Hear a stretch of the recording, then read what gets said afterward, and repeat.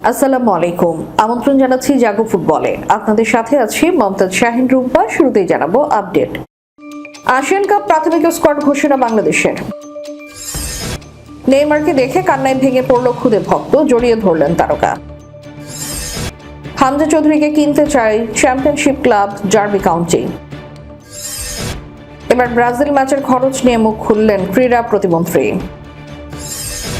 বরখাস্তের খবর অস্বীকার বিতর্কিত ইংলিশ কোচের। এবারে থাকছে বিস্তারিত। ইন্দোনেশিয়ায় অনুষ্ঠেয় ফিফা এশিয়ান কাপ সামনে রেখে আগামী বৃহস্পতিবার থেকে বাংলাদেশ জাতীয় ফুটবল দলের প্রস্তুতি শুরু হচ্ছে। মঙ্গলবার আসন্ন প্রতিযোগিতার জন্য প্রধান কোচ টমাস ডুলি 28 সদস্যের প্রাথমিক দল ঘোষণা করেছেন। তবে এই তালিকায় নেই ইংল্যান্ড প্রবাসী মিডফিল্ডার হামজা চৌধুরী, কানাডা প্রবাসী সমিত সোম কিংবা ইটালি প্রবাসী ফুটবলার ফাহমিদুলের নাম। বাংলাদেশ ফুটবল ফেডারেশন সূত্রে জানা গেছে তারা বিভিন্ন দেশে ক্লাব ফুটবল খেলার মধ্যে আছেন। সময় মতো এসে দলে যোগ দেবেন। ডাক পাওয়া ফুটবলারদের বৃহস্পতিবার সকাল 11টার মধ্যে জাতীয় দলের ক্যাম্পে গুলশানের দ্য ওয়েস্টিন হোটেলে রিপোর্ট করতে বলা হয়েছে। সেখান থেকে কোচ থমাস ডুলির অধীনে শুরু হবে আসন্ন আসরের প্রস্তুতি। বাংলাদেশ ফুটবল ফেডারেশন 27 আগস্ট থেকে 7 অক্টোবর পর্যন্ত জাতীয় দলের খেলোয়াড়দের ছাড় দেওয়ার জন্য সংশ্লিষ্ট ক্লাবগুলোকে অনুরোধ জানিয়েছে। আগামী 24 সেপ্টেম্বর ইন্দোনেশিয়ায় শুরু হওয়ার কথা ফিফা এশিয়ান কাপের। ফুটবলের মাঠে নেইমারের জাদু দেখার সুযোগ পেলে যে কোনো ভক্তই আবেগ আপ্লুত হতে পারেন। তবে এবার মাঠে নামার আগেই এক খুদে ভক্তের আবেগে আপ্লুত হলেন ব্রাজিলিয়ান তারকা। ব্রাজিলের সান্তোস ও মিরাসোলের ম্যাচ শুরুর আগে নেইমারের সঙ্গে দেখা হয় এক ছোট্ট মেয়ের। প্রিয় তারকাকে এত কাছ থেকে দেখে নিজের আবেগ ধরে রাখতে পারেননি। নেইমারকে দেখেই কান্নায় ভেঙে পড়ে মেয়েটি। এরপর আর কোনো দ্বিধা না করে নেইমারকে জড়িয়ে ধরে খুদে ভক্তটি। নেইমারও তাকে স্নেহের সাথে আলিঙ্গন করেন। প্রিয় ফুটবল তারকার পাশে দাঁড়িয়ে মেয়েটির যেন বিশ্বাসই হচ্ছিল না সামনে সত্যি রয়েছেন তার আদর্শ নেইমার। মাত্র কয়েক মুহূর্তের এই সাক্ষাৎ ছোট্ট মেয়েটির জন্য হয়ে ওঠে জীবনের অন্যতম স্মরণীয় অভিজ্ঞতা। আর নেইমারও আবারও দেখিয়ে দিলেন তারকা হওয়ার পাশাপাশি ভক্তদের আবেগের মূল্য দেওয়ার ক্ষেত্রেও তিনি কতটা বিশেষ। দলবদলের উইন্ডো শেষ হওয়ার ঠিক শেষ মুহূর্তে লেস্টার সিটির বাংলাদেশি বংশোদ্ভূত মিডফিল্ডার হামজা চৌধুরীকে দলে টানতে আনুষ্ঠানিক উদ্যোগ নিয়েছে ইংলিশ চ্যাম্পিয়নশিপের ক্লাব ডার্বি কাউন্টি। তুর্কি আল শেখ এর বিনিয়োগ চুক্তি বাতিল হলেও ট্রান্সফার পরিকল্পনায় কোনো প্রভাব পড়েনি বলে নিশ্চিত করেছে ক্লাবটি। মিডফিল্ড শক্তিশালী করাই এখন ডার্বির অন্যতম প্রধান লক্ষ্য। আর সেই তালিকাতে শীর্ষে উঠে এসেছে 28 বছর বয়সী এই ফুটবলার। দ্য টেলিগ্রাফের সাংবাদিক মাইক ম্যাকব্রা তার এক্স হ্যান্ডেলে আজ প্রথম জানান ইস্ট মিডল্যান্ডের প্রতিপক্ষ লেস্টার সিটি থেকে এই ডিফেন্সিভ মিডফিল্ডারকে দলে নিতে দর কষাকষি শুরু করেছে ডার্বি। তবে এই দলবদল কি স্থায়ী চুক্তি নাকি ধারে হবে তা এখনো স্পষ্ট নয়। ক্যারিয়ারের সিংহভাগ সময় ডিফেন্সিভ মিডফিল্ডে খেললেও সাম্প্রতিক সময়ে রাইট ব্যাক হিসেবেও খেলেছে হামজা চৌধুরী। ডার্বিতে এলে ম্যাক্স জনস্টনের ব্যাকআপ ও মূল প্রতিদ্বন্দ্বী হতে পারেন হামজা। ডার্বি কাউন্টি অধিনায়ক লুইস ট্রাভিসের সঙ্গে হামজার খেলার স্টাইলে দারুণ মিল রয়েছে। দুজনেই ডিফেন্সের সামনে রক্ষণাত্মক প্রাচীর হিসেবে কাজ করতে ও প্রতিপক্ষের আক্রমণ সামলাতে পারদর্শী। এছাড়া লেস্টারের হয়ে অধিনায়কত্ব করার অভিজ্ঞতা থাকায় দলের ড্রেসিং রুমেও তিনি নেতৃত্ব দিতে পারবেন।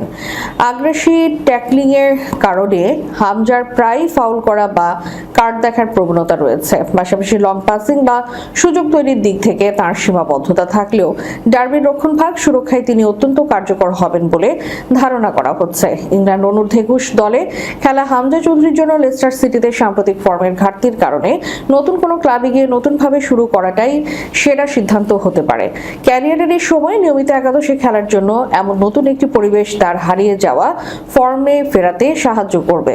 চুক্তির শেষ বছরে এসে ডার্বি কাউন্টি তাকে নেওয়ার প্রস্তাব দেওয়ায় লেস্টার ট্রান্সফার ফি পাওয়ার পাশাপাশি বিশাল বেতন খরচ থেকেও বাঁচবে বলে কথাবার্তা হচ্ছে।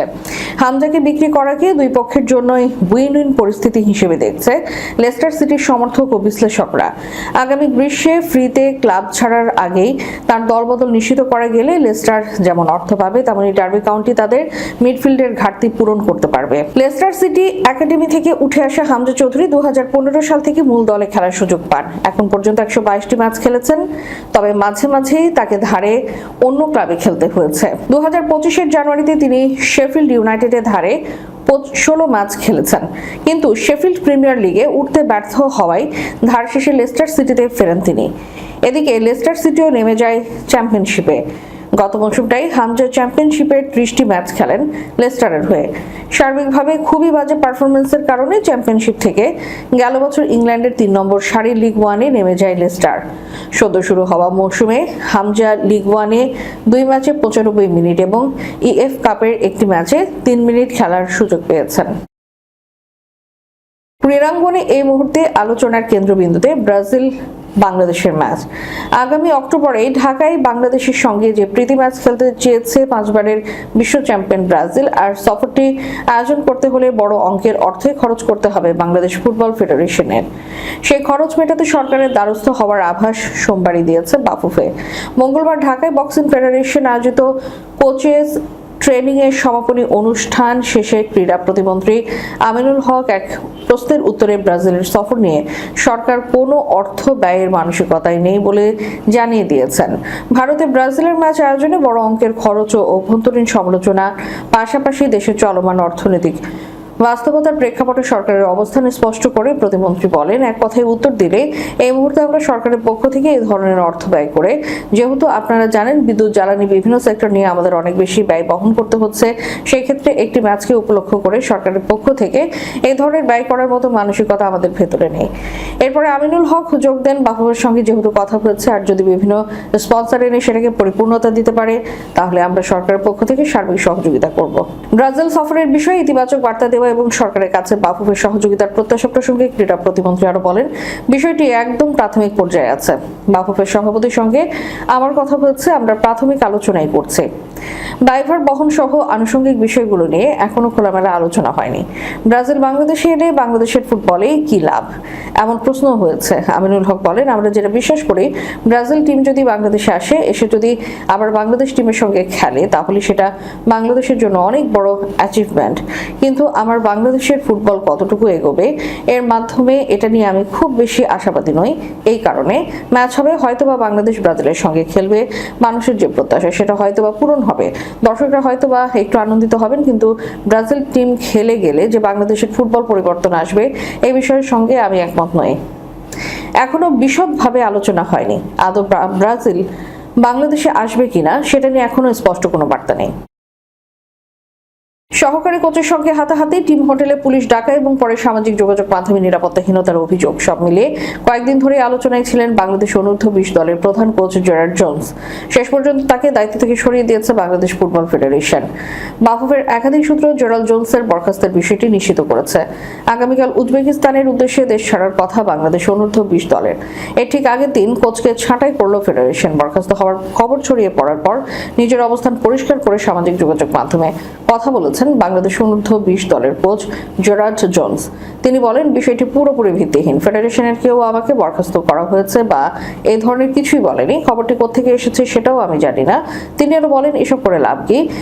কেন কেউ ভুল বা মিথ্যা খবর পোস্ট করে দলের সম্প্রতি নষ্ট করার চেষ্টা করবে? ক্যারিয়ারে এমন পরিস্থিতির মুখোমুখি আগে কখনো হননি বলে জানান।